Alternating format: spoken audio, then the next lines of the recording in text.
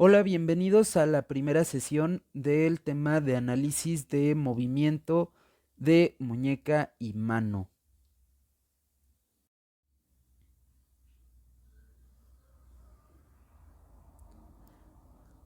Pues bien, sabemos que nuestra muñeca está conformada por los huesos del carpo, por la epífisis distal del radio y por la epífisis distal de nuestro cúbito.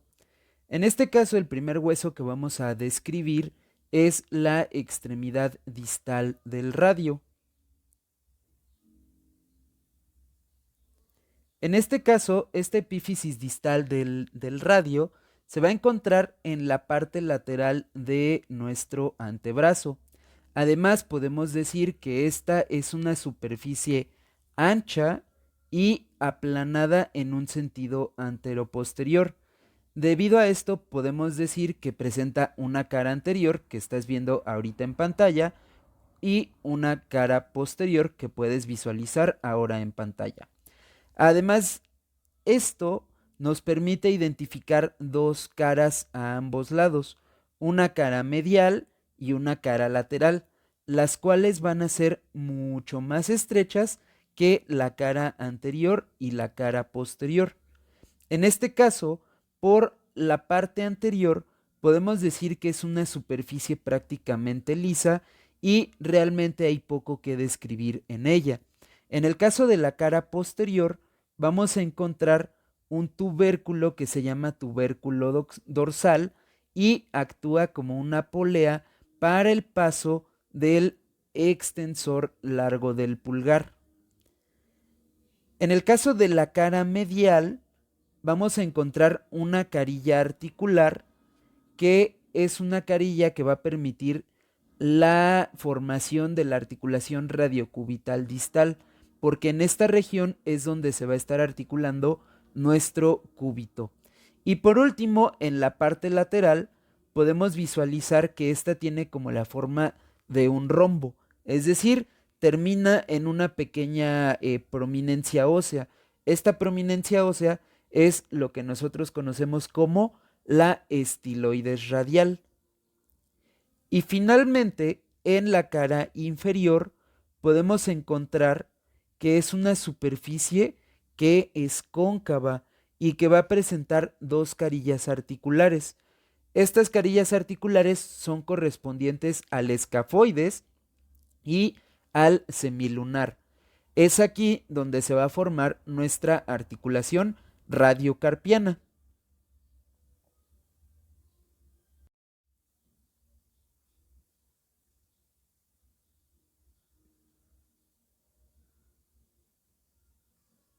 En el caso de la epífisis distal de nuestro cúbito, podemos describir que ésta se va a encontrar en la parte medial del antebrazo y, como ya lo mencionamos, articula con la cara medial de nuestro radio para formar la articulación radiocubital distal.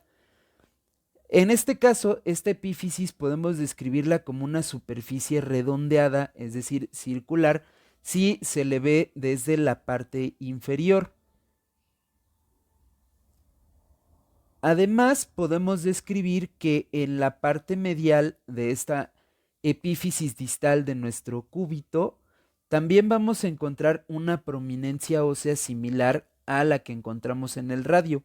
A esta se le conoce como apófisis estiloides del cúbito y sirve para la inserción de un pequeño disco articular que también se conoce como ligamento triangular. Más adelante en este tema hablaremos acerca de cómo funciona ese disco articular.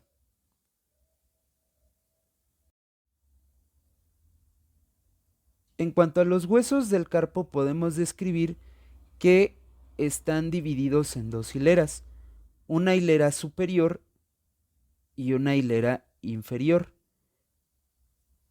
En el caso de la hilera que se encuentra en la parte superior, junto con nuestro radio, van a formar la articulación radiocarpiana.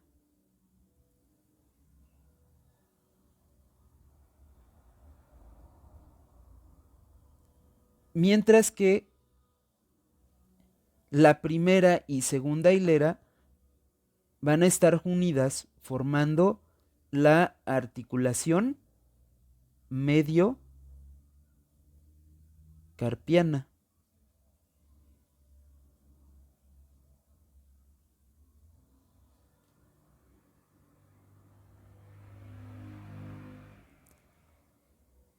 De estas, el primer hueso que vamos a describir va a ser nuestro hueso escafoides.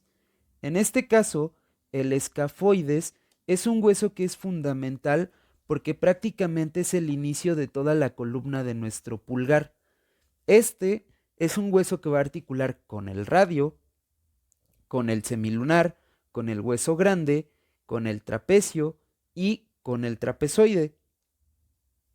Además, en él podemos describir que en su cara anterolateral va a presentar un pequeño tubérculo que es el tubérculo del escafoides. A continuación tenemos al segundo hueso de esta primera hilera, que es el semilunar.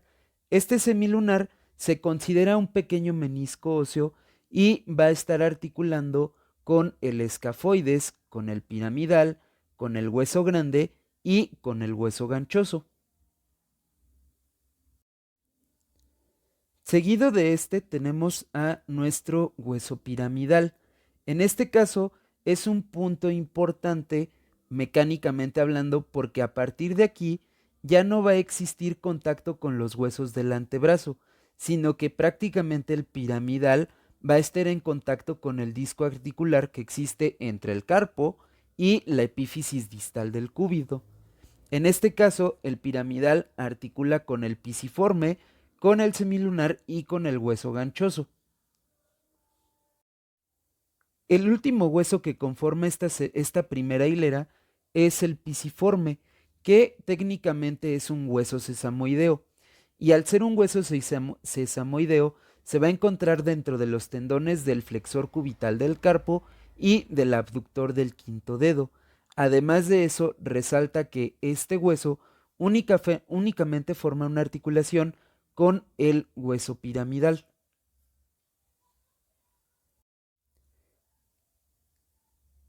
En la segunda hilera de lateral a medial encontraremos en los primeros lugares a nuestro trapecio y al trapezoide. En el caso del trapecio es mecánicamente importante dado que este hueso constituye una continuación de lo que va a ser la columna del pulgar que, como ya mencionamos anteriormente, viene desde nuestro escafoides. Justo en el centro del carpo encontramos al hueso grande. Este tiene forma como de un tapón o un corcho y es importante porque al encontrarse justo en el centro de todo el complejo de muñeca es el punto de amarre para varios ligamentos del carpo, por lo que al ser un punto donde convergen estos ligamentos le va a permitir tener estabilidad tanto a la muñeca como a la mano. En este caso es un hueso que articula con el trapecio, con el escafoides, con el ganchoso y con los metacarpianos 2, 3 y 4. Por último tenemos al hueso ganchoso. Este es el último hueso de la segunda hilera del carpo. En este caso podemos observar que en su cara anterior presenta un pequeño ganchito que se conoce como apófisis unciforme.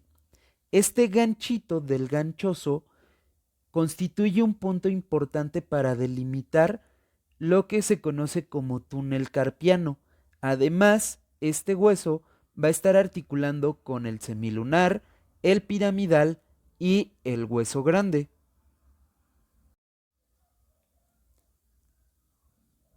Todos los huesos del carpo, si se analizan de manera conjunta, podríamos darnos cuenta de que forman una estructura con forma de arco, con una concavidad anterior. Esa concavidad anterior termina siendo delimitada por una aponeurosis que delimitaría prácticamente el túnel del carpo.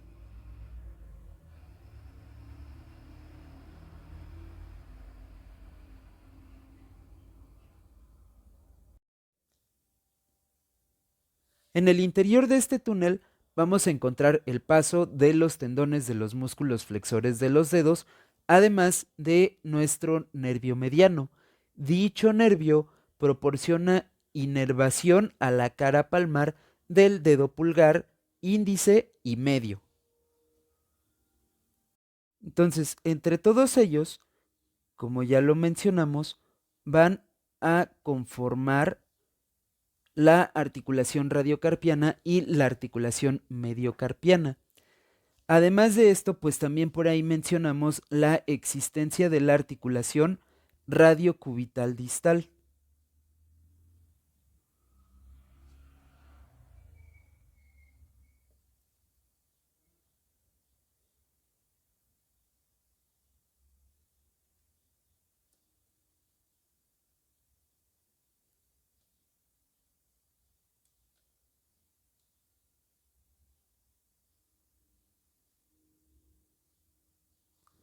Estas tres articulaciones son importantes ya que por medio de ellas se van a dar a cabo todos los movimientos de la muñeca.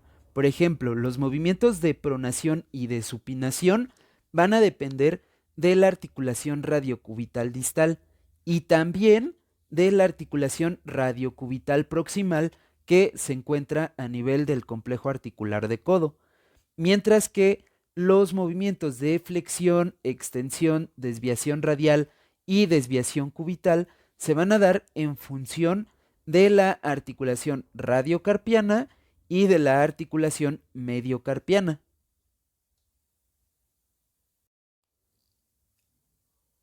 En esta imagen se puede observar la distribución normal de los huesos del carpo. Podemos ver, como ya se mencionó, que los huesos del carpo no se encuentran unidos a la epífisis distal de nuestro cúbito. Además de eso, podemos resaltar también que las dos apófisis estiloides no se encuentran a la misma altura. Si tomamos como referencia la posición anatómica, nos daremos cuenta de que la estiloides radial se encuentra más hacia abajo que la estiloides cubital. Esto marca una diferencia significativa, ya que ambas apófisis estiloides representan un tope óseo en los movimientos de desviación radial y de desviación cubital. Sin embargo, por esta diferencia entre la altura que pueden llegar a tener las dos, representa o influye en que el rango de movimiento de la desviación radial va a ser mucho menor que el rango de movimiento de la desviación cubital. Los ligamentos que coaptan de manera pasiva este complejo articular se pueden dividir en tres grupos. En el primero de ellos vamos a encontrar a los ligamentos radiocarpianos inferiores, que puedes observar en color azul en pantalla. De estos vamos a encontrar dos: un ligamento radiocubital posterior, que estás viendo ahorita, y un ligamento radiocubital anterior. En este caso, estos dos son importantes ya que, como establecimos anteriormente, la articulación radiocubital distal va a permitir los movimientos de pronosupinación. Dicho lo anterior, el ligamento radiocubital anterior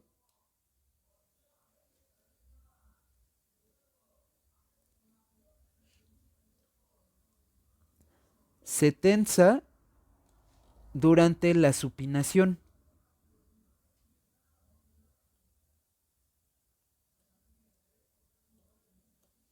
mientras que el ligamento radiocubital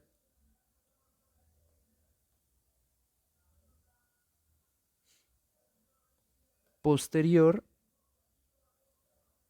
se va a tensar durante la pronación.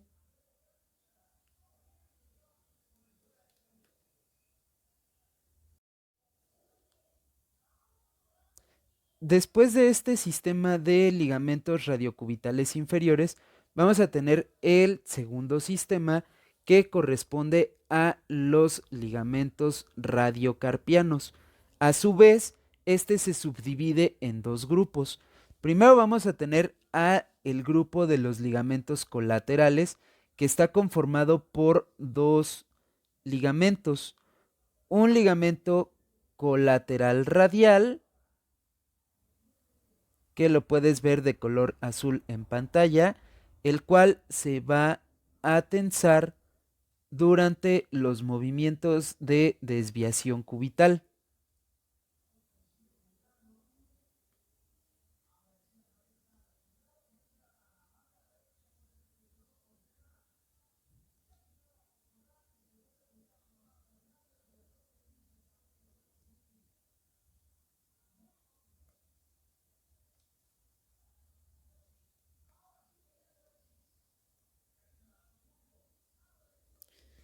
Y el otro ligamento colateral es nuestro ligamento colateral cubital.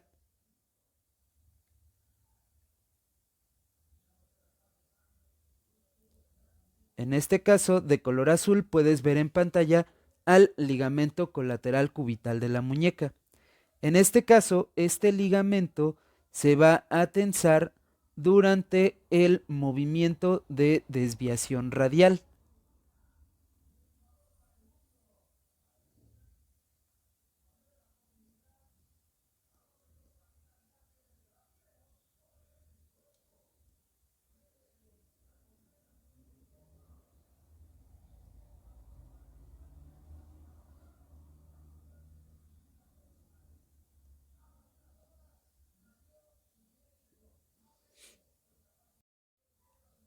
El otro par de ligamentos radiocarpianos está conformado por el ligamento radiocarpiano anterior, que puedes ver en pantalla, y el ligamento radiocarpiano posterior. En este caso, el ligamento radiocarpiano anterior es un ligamento que se va a tensar durante el movimiento de supinación.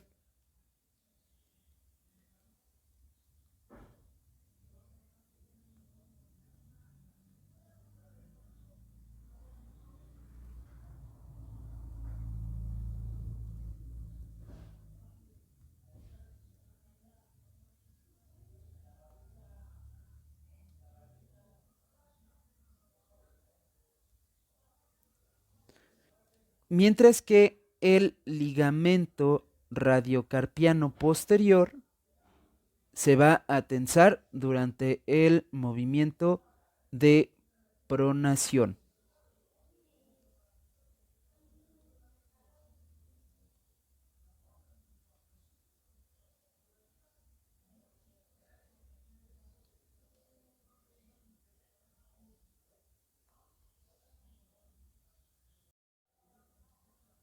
Y el último conjunto de ligamentos que van a conformar o van a coaptar de manera pasiva a todo el complejo articular de la muñeca van a ser los ligamentos mediocarpianos. Y estos ligamentos mediocarpianos son todos estos ligamentos pequeñitos que alcanzas a ver de color azul poniéndose en pantalla, que van a permitir prácticamente la unión de todos los huesecitos del carpo. Y prácticamente tienen el nombre de los huesos que unen. Como tal, lo que me gustaría destacar de esto es que observes precisamente cómo gran parte de estos ligamentos convergen, como habíamos mencionado anteriormente, hacia lo que es nuestro hueso grande. Otro elemento de coaptación activa importante que hemos mencionado a lo largo de esta presentación es el disco articular o también llamado ligamento triangular, que puedes ver en este momento señalado con color azul. Este es una lámina fibrosa que va a estar ubicada entre los huesos del carpo y la epífisis distal del cúbito. Se le llama ligamento triangular porque prácticamente tiene la forma de un triángulo cuyo vértice se va a estar orientando hacia la apófisis estiloides del cúbito, mientras que la base del triángulo va a coincidir con la escotadura o carilla articular en la epífisis distal de nuestro radio. Debido a esto, podemos delimitar una porción anterior que voy a señalar con color naranja y una porción posterior que voy a señalar con color verde.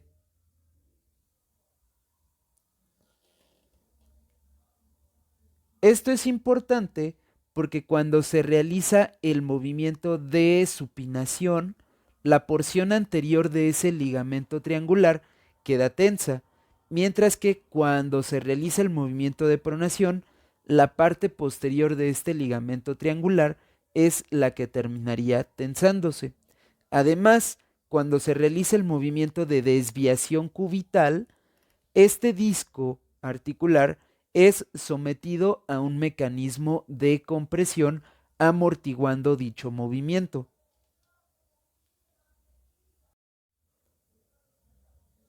Respecto a los elementos de coaptación activa que rodean a la muñeca, se pueden dividir en 4 compartimientos.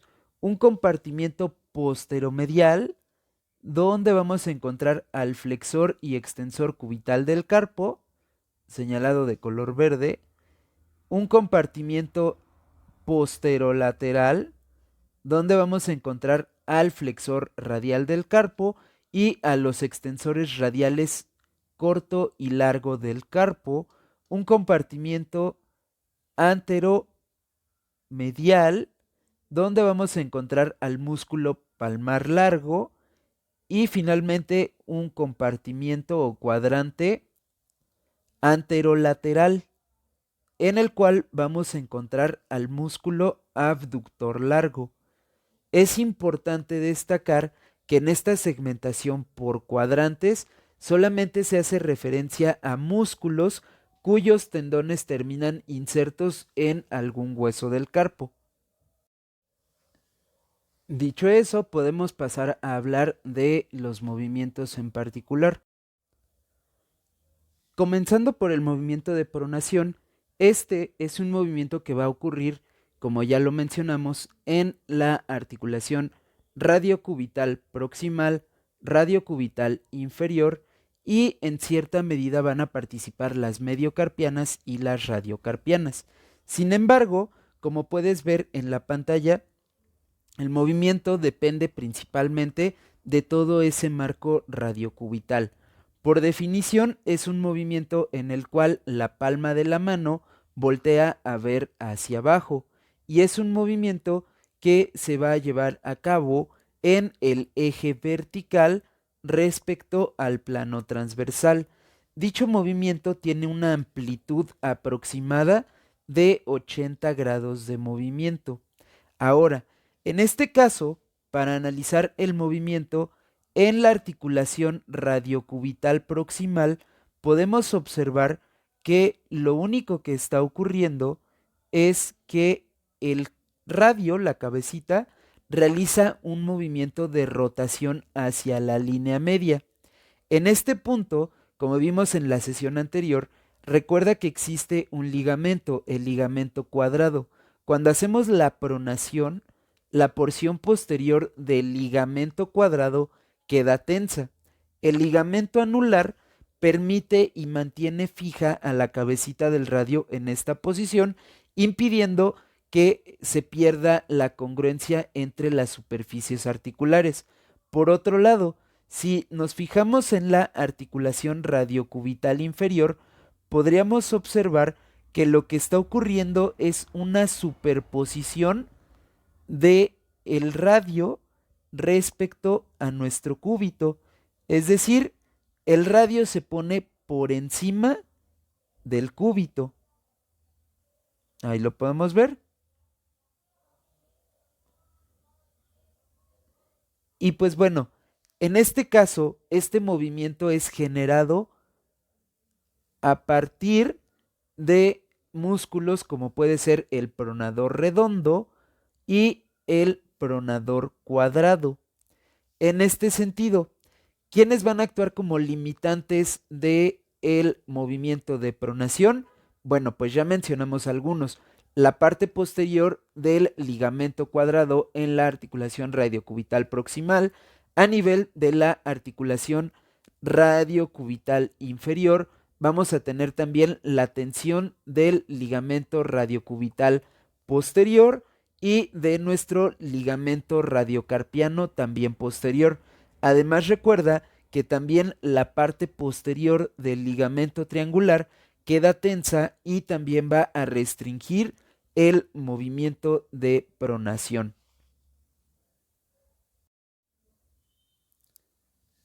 Respecto a la supinación, podemos decir que es un movimiento que se va a dar de nueva cuenta en las mismas articulaciones que la pronación y prácticamente es cuando la palma de la mano voltea a ver técnicamente hacia arriba.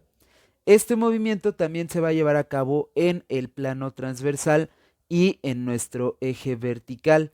La amplitud de movimiento aproximada de la supinación es de 85 grados. Ahora, en este caso, pues podemos observar que de nueva cuenta a nivel de el complejo articular de codo, la cabeza de nuestro radio realiza un movimiento de rotación en un sentido lateral,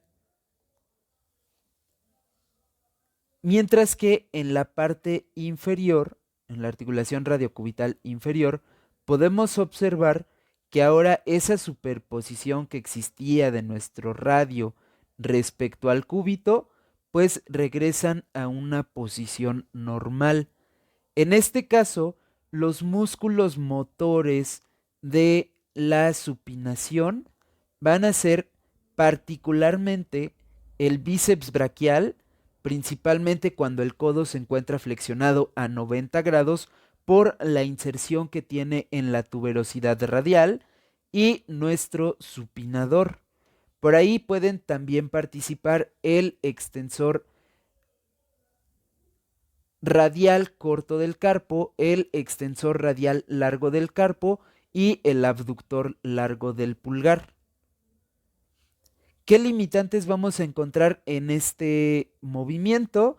Bueno, en este caso, las limitantes va a ser la tensión de la porción anterior del ligamento cuadrado en la articulación radiocubital proximal, las fibras anteriores de lo que es el ligamento triangular, el ligamento radiocubital inferior que se encuentra en la parte anterior y nuestro ligamento radiocarpiano anterior, un sector útil para cumplir con las actividades de la vida diaria en el movimiento de supinación es aproximadamente a 45 grados. Cuando hay una restricción en esa movilidad de la supinación, las personas tienden a compensar el movimiento con una aducción a nivel de hombro para permitir o aparentar la aducción máxima de la muñeca. En el caso de la pronación, el arco de amplitud que se recomienda para realizar actividades de la vida diaria es entre 30 y 40 grados del rango de movimiento. En el caso de la flexión de la muñeca podemos decir que es un movimiento provocado por las articulaciones radio y mediocarpiana. Esta flexión de la muñeca se define como el movimiento en el cual se va a acercar la palma de la mano con la cara anterior de nuestro antebrazo. Además, es un movimiento que se realiza en el plano sagital respecto al eje transversal. Podemos decir que también en este movimiento las superficies articulares que se están moviendo van a realizar un movimiento de rotación y de desplazamiento hacia posterior. Esto se debe a que prácticamente los huesecitos del carpo están realizando un movimiento como de báscula o de péndulo hacia anterior. En este caso, la amplitud de movimiento promedio o aproximada es de 75 grados,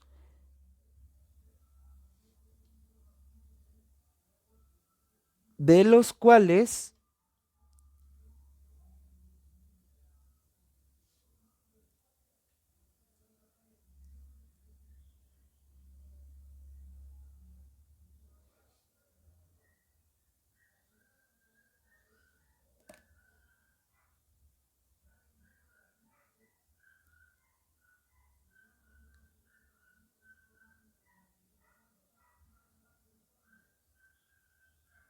ahora sí, de los cuales las dos terceras partes del movimiento van a ser aportadas por la articulación radiocarpiana.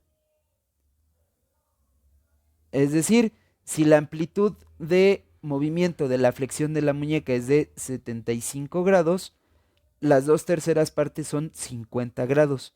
50 grados del movimiento los va a aportar la articulación radiocarpiana y los otros 25 restantes los va a aportar la articulación mediocarpiana. Y esto obedece precisamente a la forma que tiene la epífisis distal de nuestro radio.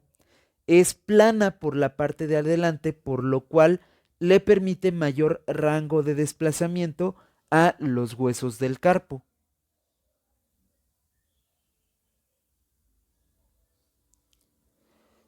Dentro de los músculos motores del movimiento, vamos a encontrar al flexor radial del carpo, al flexor cubital del carpo, al palmar largo, y si bien no llegan directamente a los huesos del carpo, también generan la flexión de la muñeca. Tenemos al flexor superficial de los dedos, flexor profundo de los dedos y el flexor largo del pulgar. ¿Qué estructuras se oponen al movimiento de flexión de la muñeca? Pues toda la musculatura extensora y precisamente el choque que existe del semilunar contra el radio al momento de estar haciendo la flexión.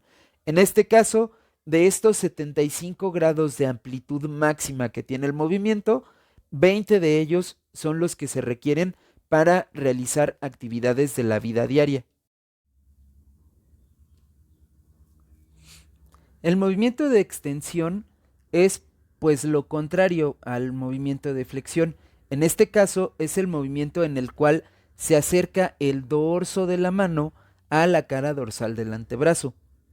Es un movimiento que se va a producir en el eje transversal también respecto a nuestro plano sagital. De igual manera, la amplitud del movimiento es aproximadamente de 75 grados. Sin embargo, aquí cabe resaltar lo siguiente.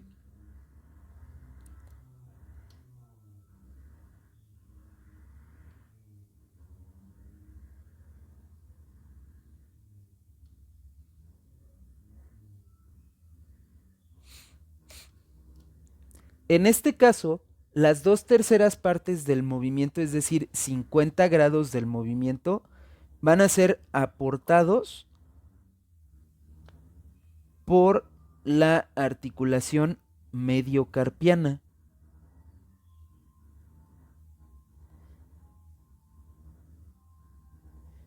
Mientras que 25 grados del movimiento van a ser aportados por la articulación radiocarpiana.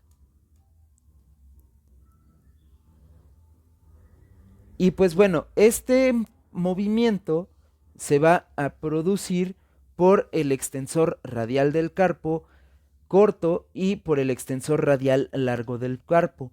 También va a participar el extensor cubital del carpo, el extensor de los dedos, el extensor corto y largo del pulgar. ¿Quiénes van a actuar como limitantes del movimiento de extensión? pues todos los músculos flexores de la muñeca. El sector útil que tiene este movimiento como tal también va a ser aproximadamente de 40 grados. En el caso de la desviación radial o también llamada abducción de la muñeca, la podemos definir como el movimiento en el cual el eje longitudinal de la mano se aleja del eje del cuerpo. Este movimiento se va a dar en nuestro eje sagital y el plano coronal. La amplitud de movimiento en realidad es escasa, aproximadamente 15 grados nada más, de los cuales el 60% es aportado por la articulación mediocarpiana y el 40% es aportado por la radiocarpiana. Ok, esto obedece a lo que mencionamos al principio de este video. Las apófisis estiloides están a diferentes alturas, siendo más inferior la estiloides radial, lo cual representa un tope óseo muy rápido entre el escafoides y la estiloides del radio, limitando así el movimiento de la articulación radiocarpiana y, en consecuencia, la amplitud de movimiento de la desviación radial. En este caso, los músculos motores que van a generar este movimiento van a ser el flexor radial del carpo, el extensor radial largo del carpo, el extensor largo del pulgar, el extensor corto del pulgar, el abductor largo del pulgar y el flexor largo del pulgar. Las estructuras que van a limitar como tal este movimiento va a ser nuestro ligamento colateral cubital y, como ya mencionamos, el choque entre el escafoides y la apófisis estiloides del radio. Y por último, en cuanto a la desviación cubital o también llamado aducción, lo podemos definir como el movimiento en el cual el eje longitudinal de nuestra mano se va a acercar a la línea media del cuerpo. En este caso, pues también es un movimiento que se da en el plano coronal y el eje transversal. En este caso, la amplitud de movimiento es mayor porque, como ya mencionábamos, no existe una articulación entre el cúbito y los huesos del carpo, e incluso hay un espacio que permite mayor rango de movimiento. Dicho eso, la amplitud de entre 35 y 45 grados aproximadamente quedaría segmentada en 60% aportados por la articulación radiocarpiana y el 40% de este movimiento va a ser aportado por la articulación mediocarpiana. Repito, esto obedece a que no hay un choque óseo que limite el rango de movimiento. En este caso, los músculos motores van a ser el flexor y extensor cubital del carpo. ¿Quiénes van a estar limitando este movimiento de desviación cubital? Pues prácticamente el ligamento colateral radial y el choque del hueso piramidal con el disco articular. Y pues por mi parte en esta sesión sería todo. Nos vemos en el próximo video para ver el análisis de movimiento de la mano. Bye.